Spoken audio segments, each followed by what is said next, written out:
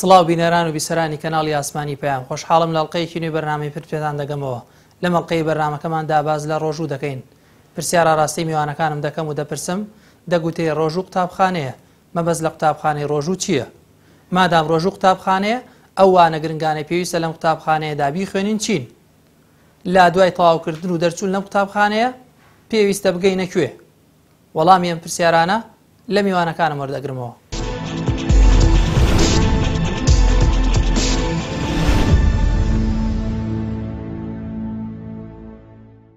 بسم الله الرحمن الرحيم الحمد لله رب العالمين وصلى الله وسلم وبارك على سيدنا وحبيبنا محمد وآله وصحبه أجمعين. سواس بو بريستان بو مدرفته. طبعا خواه رب العالمين هر جور عبادتك لسر عبدكاني فرس كرد بي يعني ببيوسي زاني بي إلا أتوانين بلين ليوان ليوة لحكمة ولفلسفة قورة قورة براسي ڕۆژوو کە ئەوترێ مەدرسەیە یان پێغەمبەری خوا صلی الله عليه وآله وسلم تەشبیهی کردووە بە جونە، بە قەڵغان. الصیام جونە، ڕۆژوو قەڵغانە. طبعا ڕۆژوو بەڕاستی ئەگەر بەو معنایە کە ئەڵێن مەدرسە ینی فێرگەی یان ئینسان تێدا فێر ئەبێ، فێری چی ئەبێ؟ فێری دەرسی گەورە گەورە ئەبێ، وانەی گەورە گەورە ئەخوێنێ لە ڕۆژوە. خوای رب العالمین مەبەست بەم ڕۆژووە ئەوە نییە کە عەبدەکانی برسی بکا و تینویان بکات یان واز لە ئارەزوەکانی خۆیان بێنن. مەبەستی ترە. پەروەردگار بە تەحدید لە قورئانی پیرۆزە کە باسی فەلسەفەی ڕۆژووە کات کە پەروەردگار چۆن لەسەر میلەتانی تریشی فەرز کردووە، چۆن لەسەر ئومەتانی تری فەرز کردو، بەڵام مەرج نییە لە مانگی ڕەمەزانە و بۆم جۆرەی خۆمان وەکو خۆمان ینی ڕۆژویان گرت بێ. المهم ڕۆژویان گرتووە. كتب عليكم الصيام كما كتب على الذين من قبلكم بو لعلكم تتقون. أما قصيك أما مدرسك إيوه أبناء أهل التقوى. طبعا لعل الأسباني عربية بو ترجية يعني تو علي منان أخوم من أخوانم بلكو ببنبا مهندس يعني لواني ببي لواني نجبي لعل الأسباني عربية بو آوات خواستنا يعني ممكن أوش تبي ممكن نبي. بلام ابن عباس رحمة خوي بردقايلي رضاي خوي جورا أفرمك خوي جورا لعل يبكال إنا لقرآن بو التحقق يعني أوش تأبي يعني خوي جورا كأفرمي إيه من رجو ما فرض كردو ولا سر إيوه بالتأكيد بهو الرجو قرتنا وابن متقي. طبعا ديار رجو ئەتوانین بڵین وێستگەیەکە، وەک چۆن موسڵمان وێستگەی ڕۆژانەی هەیە، هەفتانەی هەیە، وێستگەیەکی ساڵانەشی هەیە کە موسڵمان تایە تاقی ئەکرێتەوە و ئەتوانی بڵێ دەورەیەکە یاخود وەکو جەنابت فەرمووت قوتابخانەیەکە. ئەم قوتابخانەیە یاخود ئەم دەورەیەکە کراوەتەوە بۆ پەروەردەکردنی تاکەکان و بۆ ڕێکخستنی خێزانەکان و بۆ چاکسازی لە کۆمەلگایە. ئەتوانی بڵێ هەموو ئەو خاڵان و ئەو چاکانەی کەوا لە مانگی ڕەمەزانە هەیە گەشتگیرە، هەم تاک هەم خێزان هەم کۆمەلگا لێ بەهرەمەند دەبێ. جا بەڕاستی ئەم دەورەیە وەکو قورئان خۆی ئەفەرمێ تایبەتە بەس بە ئیماندارانەوە. زۆر بانگێشەی قورئان هەیە بە خیتاب یا ئەیوهە الناس هاتووە، بەڵام تەماشای ڕۆژووی مانگی ڕەمەزانەکەی خۆی گەورە فەرمی یا ئەیوهە الذین ئامنوا. جام دەورەیە کە کراوەتەوە هەر کەسێک لە یەکەم شەوە بڕیاری داوتی خوای ئەوان نێتمهێنا مانگی ڕەمەزان بە ڕۆژوە ناوی تۆمارەکرێت لەم دەورەیە بەشدارە بێ. ئەگەر عوزرێکیشی بۆ پێش بێت و نەتوانێ وەکو پێویست بەشداری بکات یاخود هەوڵ بدات کاری چاکە ئەنجام بدا، یان لەبەر نەخۆشی یان لەبەر سەفەر یان لەبەر پیری، ئینشاءڵڵا ناوی تۆمار کراوە و لەو کەسانە ئەبێ کە لە بەهرەی ئەم خەڵاتی مانگی ڕەمەزانەوە لە ئیمتیازاتی ئەم دەورەیە بێبەش نابێ. بەڵام دیارە بۆ خۆشی ئەم دەورەیە کۆمەڵێک پرانسیبی هەیە، کۆمەڵێک دروستی تایە، کۆمەڵێک عیباداتی تایە، کۆمەڵی هەوڵ و کۆششی جدی تایە کە پێویستە ئەو کەسەی بەشداری تیاکە لێبڕاوانە هەوڵ بە شەو و ڕۆژ کاتەکانی ساتەکانی شەر نیە تەنها لە مزگەوتە، لەوانەیە خەڵکی لە ئێمە وا بیر بکاتەوە مانگی ڕەمەزان ئەبێت تەرخان کا بۆ مزگەوت و گۆشەگیری و ڕهبانیەت و ئەوەی کەواوەکو هەر خەریکی عیبادەت بێن نەخێر بەڵکو تەماشا بکەی پێغەمبەری خوا صلی الله عليه وسلم لە ژیانی پیرۆزیا زۆربەی حتا جەنگەکانیشی و ئەو غەزوانەی کەوا ئەنجام درراوە هەندێکیان کەوتوتە مانگی ڕەمەزانەوە واتە دانەنیشتووە پێغەمبەری خوا صلی الله عليه وسلم کەواتە موسڵمان ئەبێ وەکو چۆن بەشداری لە پرۆسەکە ئەکا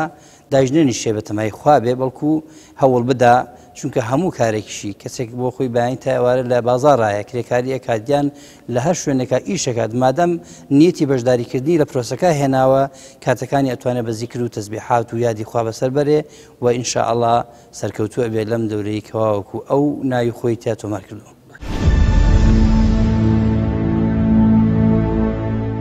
بەناوی خوای بەخشندەی میهرەبان بێگومان خوای پەروەردگار تەبارەکە و تەعالە هەر عیبادەتێک کە لەسەر ئینسان دایناوە جگە لەوەی کەم عیبادەتانە تەئسیر و کاریگەری هەیە لەسەر نزیک بوونەوەی مرۆڤەکان لە خوای پەروەردگار تەبارەکە و تەعالە هەروەکو خوای گەورە سوبحانە و تەعالە لە حەدیسی قودسی ئەفەرمێ بەندەکانم بەهیشتێ لە من نزیک نابێتەوە بە ئەندازەی ئەوانەی کە لەسەر فەرز و پێویست کردووە بەڵام لە هەمان کاتە ئەم عیبادەتانە تأثیر و کاریگەریان لەسەر ژیانی ئێمە دەبێ هەبێت هەر عیبادەتە کە تۆ ئەیگریت لە لوتکەی عیبادەتەکان لە دوای تەوحید کە بریتیە لە نوێش پێغەمبەری خوا عەلەیهی سەڵات وسەلام ئەوەندەی کە گرنگی داوە بە باسی نوێش یا لە قورئانە لایەنە پەروەردەیەکەیشی فەرامۆژ نەکراوە چکە نوێش چەنە عیبادەتێک گەورەی خوا ئەفەرمێ ئین الصەلاتە تەنها عەنی الفەحشاء والمونکەر یعنی نوێژەکە دەبێت لە خراپە بیگێڕێتەوە بە هەمان شێوە ڕۆژوش هەروایە خوای گەورە سوبحانە و تەعالە لە یەکەم ئایەتی باسی ڕۆژووە کە دەفەرمێ ڕۆژووتان لەسەر فەرز کراوە لەعەلەکم تەتەقون ئەبێ ئەم ڕۆژووە مەدرسەیە بێ کە گەورەترین وانە ئینسان تیای خوێنە بریتیە لە تەقوا کە تەقوا بریتێ لەو مەعنا شامیلە یعنی هەرچی کاری خوا پێی خۆش بوو تو ئەوە ئەنجام بدە ئەوەی کە قەدەغە کراوە و نەهی کراوە و وتراوە کە ئێمە خۆمانی لێ پارێزین ئینسانی موسڵمان لەوە خۆی بپارێزێ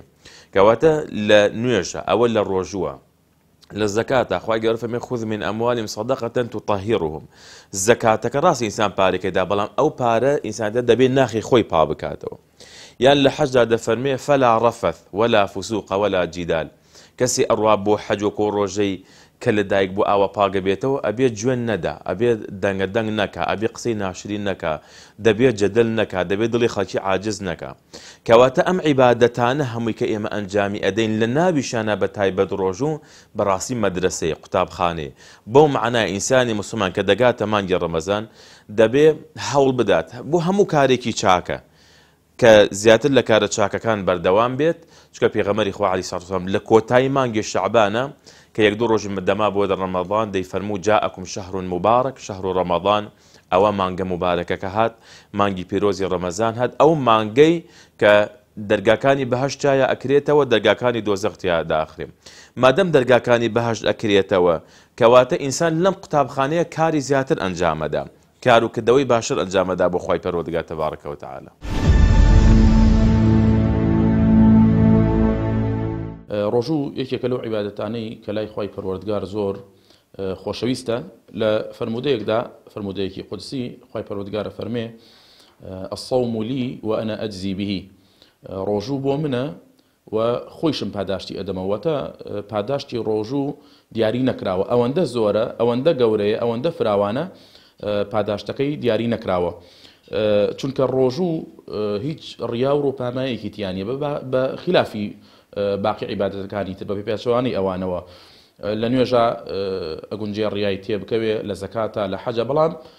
ڕۆژوو تەنها بینی خۆت و خوایە و هیچ کەسێک لەی ئاگادار نییە کەواتە ڕۆژوو شایستەی ئەوەیە گونجاوە بۆ ئەوەی پێی بوترێ مەدرسە و موسڵمانان بتوانن لەم مەدرسەیەدا فێری کۆمەڵێک شتی چاکەی تیا ببن ئەم مەدرسەیە هەفتانەیە مانگانەیە و ساڵانەیە چونکە ڕۆژوو بەردەوامە تەنها هەر ڕەمەزان نییە لە هەفتەیە دووشەمان و پێنجشەمانی تایە لە مانگە سیانزە و چواردە و پانزەی هەموو مانگێک کە سولەتە ئینسان بە ڕۆژوو بێ ڕۆژووی شەشەڵان و عاشورا و تاسوعا و محەڕەم و ئەمانی تایە ئەمانە ڕۆژە سونەتەکان لەگەڵ ئەوەدا ساڵانە دەورەیەک ئەکرێتەوە دەورەیەکی قوتابخانەیی بۆ ئومەتی پێغەمبەر عەلەیهی سەڵات وەسەلام مسلمانان لەو مانگەدا ئەچنە ئەو مەدرسەیەوە ئەو قوتابخانەیەوە هەمویان پێکەوە عیبادەتی تیا ئەکەن و چۆن کەسێک بچێتە قوتابخانە و لە ئاخیرا شەهادە وەرئەگرێ کارد وەرئەگرێ جایزەیە وەرئەگرێ بۆ مسلمانیش لە دوای تەواوبوونی مانگی ڕەمەزان شەهادەکە و کارتەکەی وەرئەگرێ کە لەو تەخەڕوج ئەکا لەو قوتابخانەیە.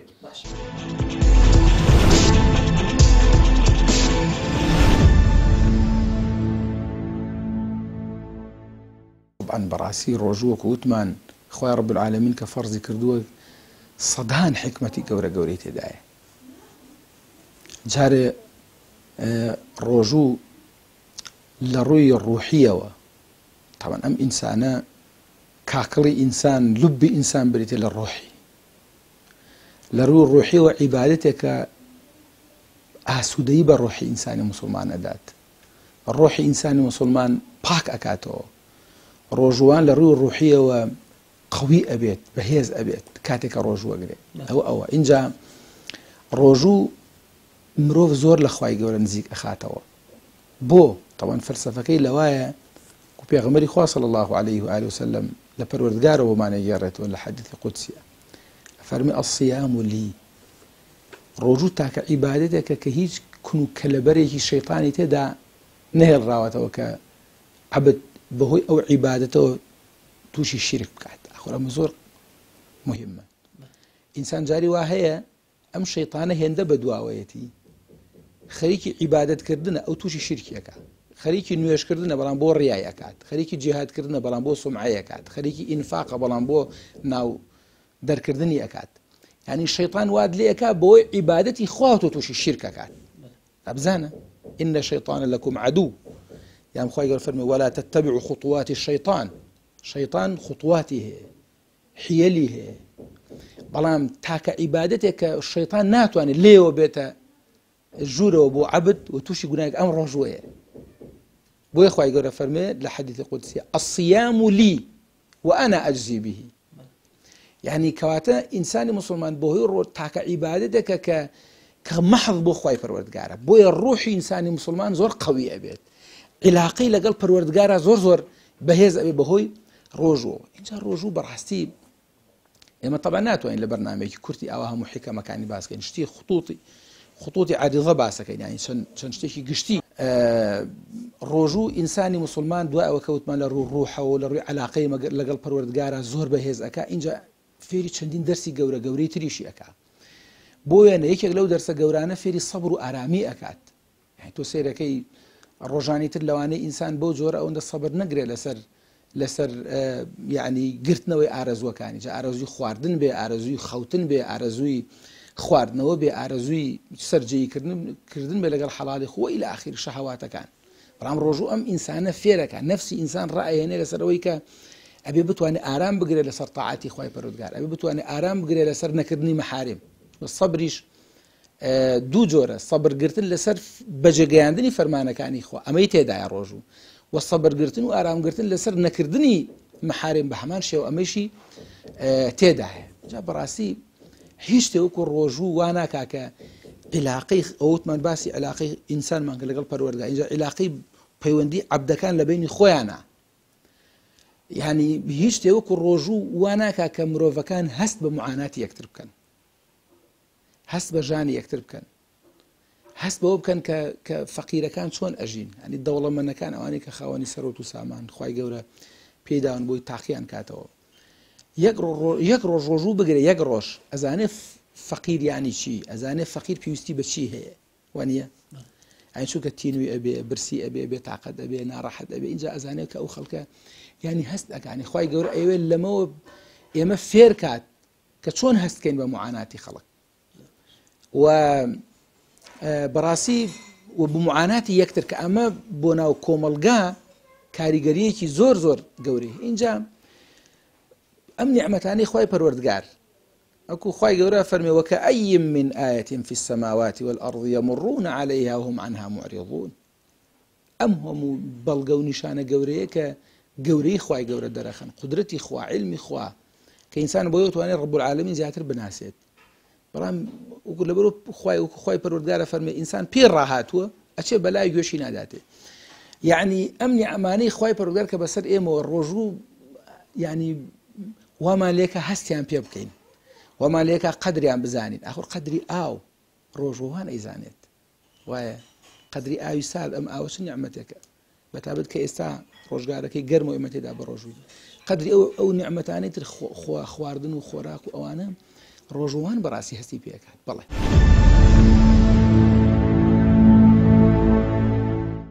طبعا دیارە مانگی ڕەمەزان پێغەمبەری عزیز صلی الله عليه وسلم فرمي من صام رمضانا إيمانا واحتسابا غفر له ما تقدم من ذنبه لفرموديك كيا فرمي من قام رمضانا إيمانا واحتسابا غفر له ما تقدم من ذنبه هر کەسێک لە مانگی ڕەمەزانە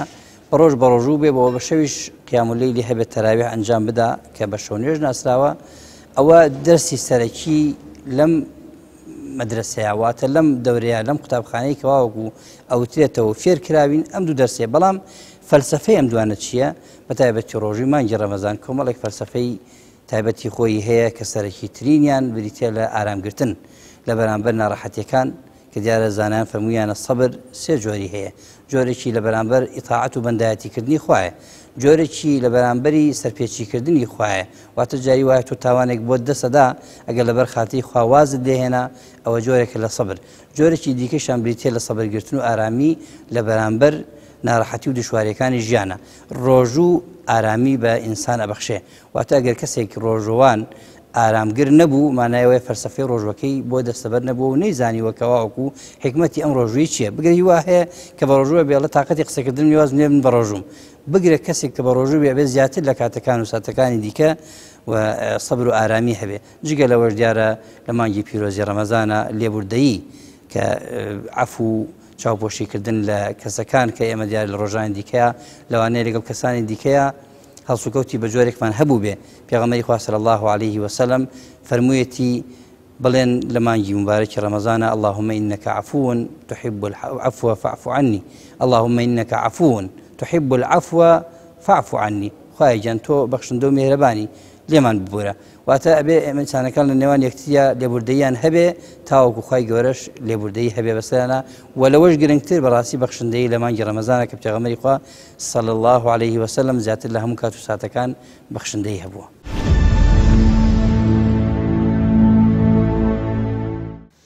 طبعا پێش هەموو شتێک گەورەترین ئینسان گەورەترین شت کە لە ڕۆژوودا و لە مانگی ڕەمەزاندا هەسی پێ دەکا بریتی لەلایەنە ڕۆحیەکە ئینسان چەند خۆشە چۆن ئەم جەسەی ئینسان پێویستی بە خۆراک و خواردنەوە و هەموو شتێکە لە هەمان کاتا لایەنی ڕۆحیشی پێویستی بە خۆراکە ئەو خۆراکە ڕۆحیە زیاتر لە مانگی ڕەمەزاندا ئینسانی موسڵمان بەڕاستی دەتوانێت کەوا بەدەستی بهێنێ ئەمجا لەلایەنی تەربەوی لەلایەنی پەروەردەیی لەلایەنی ئەخلاقی پێغەمبەری خوا عەلەیهی سەڵاتو وسەلام دەفەرمێ ئینەما الصیام من اللەغو والرەفەث بەڕاستی ڕۆژوو کاتێک ڕۆژووە کە ئینسان لە قسەی لەغو لە قسەی ناشرین یعنی بە معنایەتر زبانی خۆی بپارێزێ چۆن پێغەمبەر صلی الله علیه و سەلەم فەرمی وەلا یەسخەب کە بە ڕۆژوو بیت هاوار مەکە وەلا یەشتم جوێن بە خەڵکی مەدە فەئین سابەه ئەحەد ئەو قاتەلە کەسی دێ جوێنت پێ ئەدا شەڕ لەگەڵەکە قسەی ناشرین و نەشیا و بەرامبەر ئەڵێ ئەی تۆ هەڵوێستی چۆن بێت فليقل إني صائم إني صائم دوو جارە فەرمێت تۆ بڵێ من بە ڕۆژوم بڵێ من بە ڕۆژم کەواتە ڕۆژوەکە چی لێکە وا لێکا کەوا زبانت بپارێزێ کەواتە لەلایەنە پەروەردەیەکە لەلایەنە ئەخلاقیەکە زۆر گرنگە بۆ ژیانی ئینسانی موسڵمان ئەوە تا باسی ئافرەتێکن لای پێغەمبەری خوا عەلەیهی سەڵاتو وسەلام باسی ئەکەن لە زۆری نوێژ لە زۆری ڕۆژوو لە زۆری کارە چاکەکان دەڵێن ئەوەندە کاری چاکە ئەنجامەدا بەڵام تؤذي جيرانها بلسانها بەڵام دەڵێن ئەی پێغەمبەری خوا عەلەیهی سەڵاتو وسەلام بە زبانی ئەزیەتی دراوسی ئەدا فەرمی لا خەیڕە فیها هي في النار خێر و چاکەی تێدانێ ئەو وا لە ئاگرە چونکە نوێژەکە ڕۆژوەکە دەبێ وای لێ بکردایە چاکەکار بۆیە لەگەڵ دراوسەکەیدا لەگەڵ هاوسەکەیدا کەواتە ڕۆژوو ئەبێ ئینسانی موسڵمان وا لێ بکات کاتێک گەیشتە مانگی ڕەمەزان جیاواز بێ لەگەڵ مانگەکانی تر چونکە خوای پەروەردگار تەبارەکە وتەعالە کۆمەڵی خەڵاتی گەورە ئەیدا بە ئینسانی موسڵمان لە مانگی ڕەمەزانە کە بریتێ لە لێخۆشبوونی خوای پەروەردگار ولله عتقاء من النار وذلك كل ليلة يعني هەموو شەوێک خوای گەورە سبحانه وتعالى کۆمەڵی خەڵک لە بەندەکانی خۆی ئازاد دەکات لە ئاگری دۆزەخ ئازادبوونیش لە ئاگر بە هەردوو لایەنەکەی تەواوکاری هەردوو لایەنەکەی یەکەم جێبەجێکردنی مافەکانی خوای گەورە سبحانه وتعالى ئەوەی کە لەسەرمانە دووهەمینیان پێدانی مافی خەڵکیش ینی مافی خەڵکی پێشێل نەکەین بەوەی درۆ لەگەڵ خەڵکی نەکەین جوێن بە خەڵکی نەدەین قسەی ناشرین نەکەین غەش و فێڵ نەکەین لە مانگی ڕەمەزانە هەرزانی بێنین بۆ خەڵکی ینی ئێستا تۆ تەماشای وڵاتانی غەرب و ڕۆژئاوا کە کاتێکە دێنە دەگەنە جەژنی کریسمس یا بۆنە تایبەتەکانی خۆیان تەماشاکەی شت ئەبەخشنەوە تەماشاکەی بازار هەرزانەکەن بەڵام بەداخەو بۆ ئەوێ لە وڵاتی ئێمە لە مانگی ڕەمەزانە شت گران بکرێت یعنی ئەم کەسە ئیسفادەی نەکردووە لە مانگی ڕەمەزان چونکە مانگی ڕەمەزان خۆی مانگی خێرە مانگی خۆشیە مانگی دڵخۆشکردنی خەڵکیە دەرگاکانی باش کە پێ ساسم ئەفەرمێت تیا ئەکرێتەوە کە بە هەش دەرگایە دەرگایکیان دەرگای نوێژە دەرگایکیان دەرگای ڕەیانە کە هی ڕۆژووە دەرگایکیان دەرگای خێر و سەدەقەی دەرگایکیان دەرگای دیکرە بە تایبەت ذیکری لا حول ولا قوة إلا بالله دەرگایکیان دەرگای دایک و باوکە یعنی تۆ دەبێت لە مانگی ڕەمەزانە ئەم مەدرسە و قوتابخانەیە تۆ بکاتە کەسێکی چاک بینی خۆت و خوا بینی خۆت و دایک و باوکت بینی خۆت و خێزانە بینی خۆت و منداڵەکانە بینی خۆت و کۆمەڵگات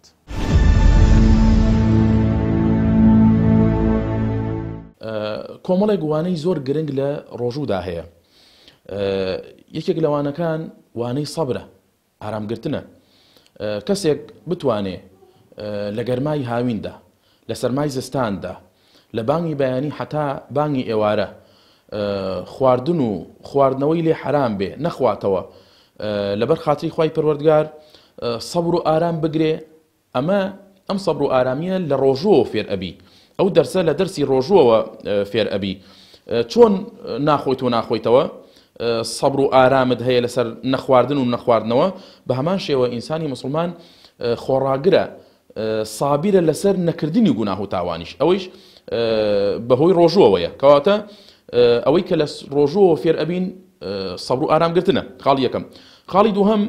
بەزەی هاتنەوە بە فەقیردا ماوەی چەند سەعاتێک مسلمان ناخوات و ناخواتەوە لە دوای ئەوە هەست ئەکا کە فەقیرێک هەیە بە درێژایی ساڵ کە لە برسێتی و ناڕەحەتی و ناخۆشیە ئەژی بۆیە کاتێک بە ڕۆژوو ئەبێ دەرسی سۆز و میهرەبانی دەست ئەکەوێت لە ڕۆژووە دەرسێکی تر دەرسی بەخشندەییە ئینسان کە بە ڕۆژوو ئەبێتە کەسێکی بەخشندە کەسێک کە دەستگیرۆیی برا مسلمانەکەی بکە بە تایبەت ئەوانەی کە دەوڵەمەندن دەسەڵاتدارن کاتێک کە برسیتون و ئەبن ئەو کاتە لە ئێش و ئازاری کەسێکی فەقیر تێ ئەگەن حەزەتی یوسف على نبینا و عليه الصلاة والسلام کەسێک بوو کە وەزیری مالیە بوو لە حکومەتەکەی میسردا کە قورئان ئاماژەی پێکا فەرموو اجعلني على خزائن الأرض دام بنێن لەسەر هەموو سەرۆت و سامانی ئەو با بڵین وڵاتی میسردا لەگەڵ ئەوەدا هەموو ڕۆژێ بە ڕۆژوو ئەبوو تیان قوربان بۆ بە ڕۆژوو ئەبی فەرمووی با لە ئێش و ئازاری فەقیرەکان بزانم کە ئەوان ئێش و ئازاریان هەیە ئەمجا دەرسێکی تر لە دەرسی ڕۆژوو ئینسان ئەبێتە کەسێکی خاوەن ئیرادە تۆ کە زاڵ ئەبی بەسەر نەفس و شەیطاندا ئیرادەت بە قووەت ئەبێ ناخۆیت و ناخۆیتەوە کە ئینسان پێداویستی ڕۆژانەیەتی خواردن و خواردنەوە ئەمە ئیرادەی بە قووەت ئەکا دەرسێکی تر ڕێزگرتن لە کات ئینسان لە کاتێکا کە بە ڕۆژوو ئەبێ ڕێز لە کات ئەگرێ کاتێک کە بەربانگ ئەکاتەوە تۆ گەر سەیری کە ئێستا لە مانگی ڕەمەزانە خەڵکی بە ڕۆژووە دوای ئەوەی بانگیدا هەمووی لە یەک کاتە هەمووی لە کاتە ڕۆژوو ئەشکێنێ و پاشان هەمووی لە یەک کاتە پەلەیەتی بڕواتەوە بۆ سەر سفرەکە و بۆ سەر سفرەخوانی ماڵەکەی خۆی و لە یەک کات و دقە و سەعاتە هەمیان کۆ ئەبنەوە و بەربانگ ئەکەنەوە ڕۆژوو ئەشکێن و لەسەر سفرەکە کۆ ئەبنەوە ئەمە ڕێزگرتنە لە کات چۆن لە بەیانیە ڕێز ئەگرێ لە کات حتا دقەیەکی ما بێ ئەخوات و ئەخواتەوە بۆ کاتی فەجر و بۆ کاتی بەیانی بۆ ئێوارەش بە هەمان شێوە کە کاتی بەربانگ هات هەمووی پێکەوە ئەخۆنەوە و بەربانگ ئەکەن و ڕۆژی ئەشکەوە بە ئەمە لە ڕۆژووە ئەم ڕێزگرتنە بۆ کات دەستمان ئەکەوێت وە کۆمەڵێکی زۆری تر لە سوود و قازانج لە دەرس وانە گرنگەکانی ڕۆژوو کە دەستمان ئەکەوێت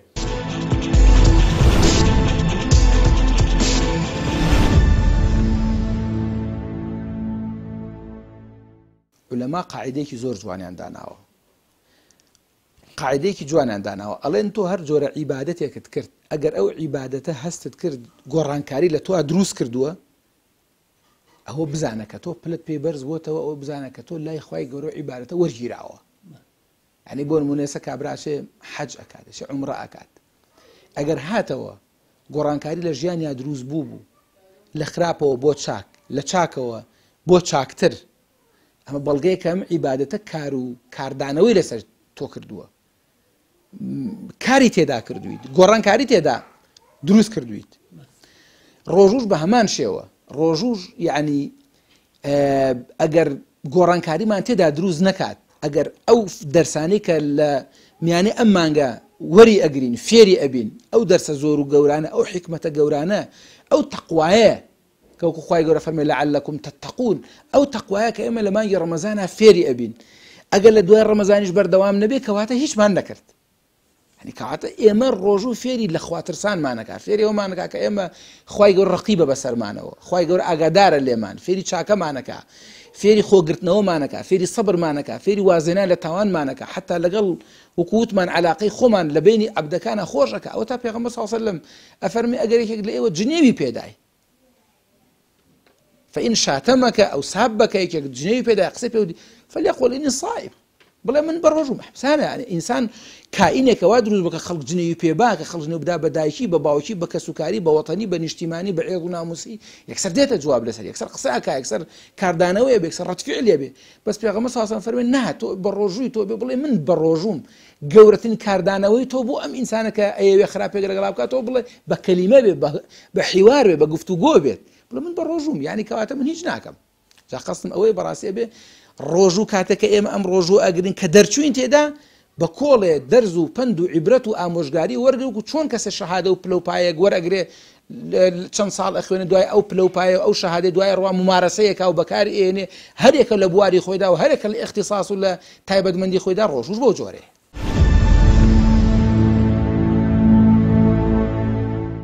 طبعا دیارە هەموو دەورەیەک و هەموو خولێک ئەکرێتەوە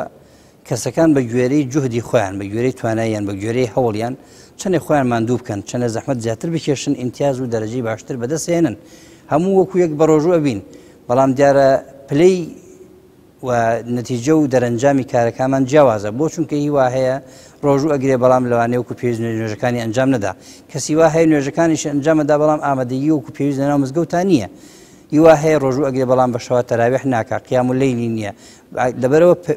خاڵبەندی ئەگەر لە ناو کار و کردارەکانە بکرێت جیاوازیەکی ئەوتۆ ئەبینرێت لە نێوان دەرەنجامی کارەکانە هەر کەسێ بە گوێرەی توانایی خۆی خۆی پەروەردگاریش دەفەرمێ وەسابقوا إلى مغفرة من ربكم مسابقە بکەن کێ ئەتوانێت دەرەجەی باشتر بەدەست بهێنێ ئەو کەسەی کەوا هەوڵی زیاتر ئەدا و ئەو کەسەی کەوا کۆششی زیاتر ئەکا و ئەو کەسی زیاتر خۆی ماندوو ئەکا بۆ خۆی پەروەردگار و خۆی ساغەکاتەوە لەبەر خاتری خۆی پەروەردگار عیبادەتی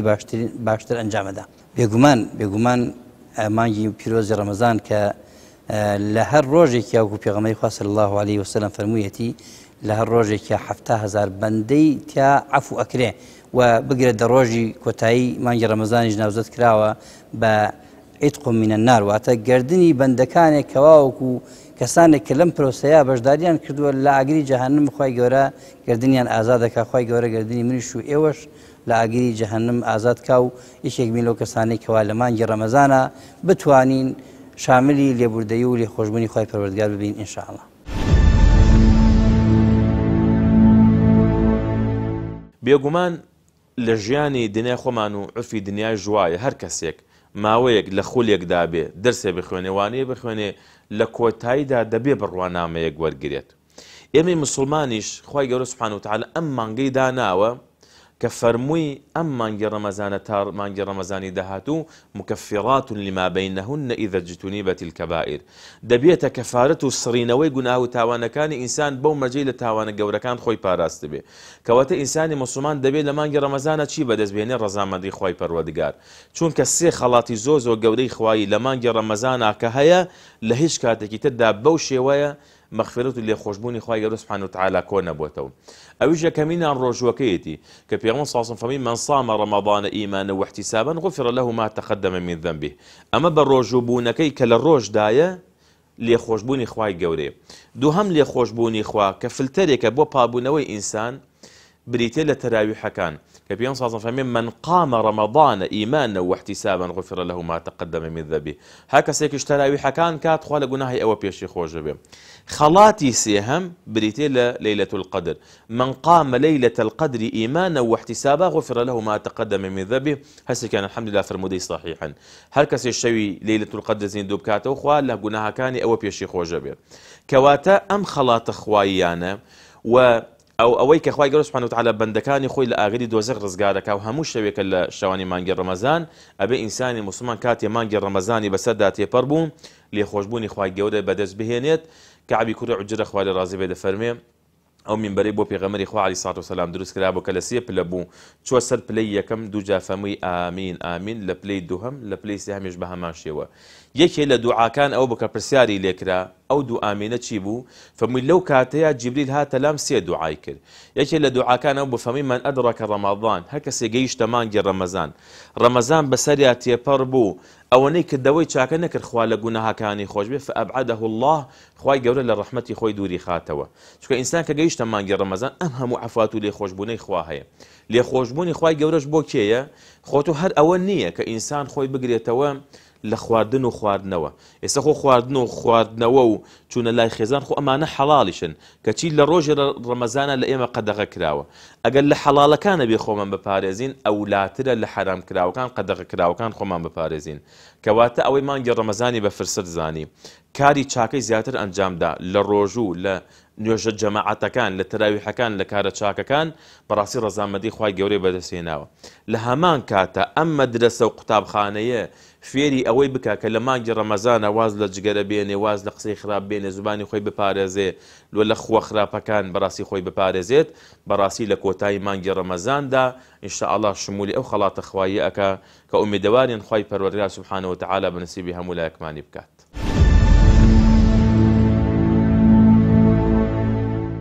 خوای پەروەردگار لە قورئانە فەرمێ یا ئەیها الذين آمنوا كتب عليكم الصيام كما كتب على الذين من قبلكم لعلكم تتقون. ڕۆژووی ڕەمەزان خوای پەروەردگار واجبی کردووە لەسەر ئومەتی پێغەمبەر عەلەیهی الصلاة والسلام چۆن واجب بووە لەسەر ئومەتانی پێشوو. حکمت لە ڕۆژووا چییە؟ برسێتی و تونێتی یان تێرخواردنی ئێمە لە گەورەی خوای پەروەردگار نەزیاد ئەکا نەکەم ئەکا. ئەگەر هەموو سەرزەوی بە ڕۆژوو بن خوای پەروەردگار لە خوایەتی خۆی گەورەتر نابێت چون ئەوەندە گەورەیە گەیشتۆتە قیمە و گەورەی خۆی.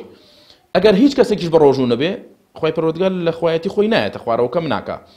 حکمت لە ڕۆژووە لە ئاخری ئاەتەکە فەرمێن لعلكم تتقون بۆ ئەوەی ببنە کەسێکی متقی. کەواتە ئەو کەسانەی کە بە ڕۆژوو ئەبن نازناوی متقی وەرئەگرن ئەبنە کەسێکی متقی کە بوویتە کەسێکی متقی ئەو کاتە کردەوەکانت لای خوای پەروەردگار خۆشەویست و وەرگیراوە. ئەبوو دەردا ڕەزا و ڕەحمەتی خوای لێ بێ فەرمێ ئەگەر بزانم تەنها یەک ڕکعات نوێژم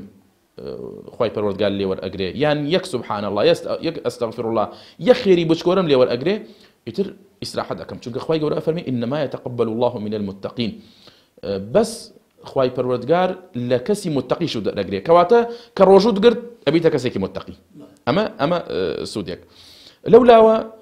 دوور ئەکەویتەوە لە ئاگری جەهەنەم. پێغەمبەر عەلەیهی الصلاة والسلام فەرمێ هەر کەسێک یەک ڕۆژ بە ڕۆژوو بێ خوای پەروەردگار دووری ئەخاتەوە لە ئاگری جەهەنەم 70 ساڵ دوور ئەکەوێتەوە لە ئاگری جەهەنەم. ئەمە لە ڕۆژوو دەست دەکەوێت. خاڵێکی تر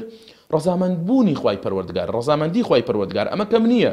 تۆ بەهۆی ڕۆژووەوە ڕەزامەندی خوای پەروەردگار لێبوردەیی خوای پەروەردگار بەدەست ئەهێنی کەواتە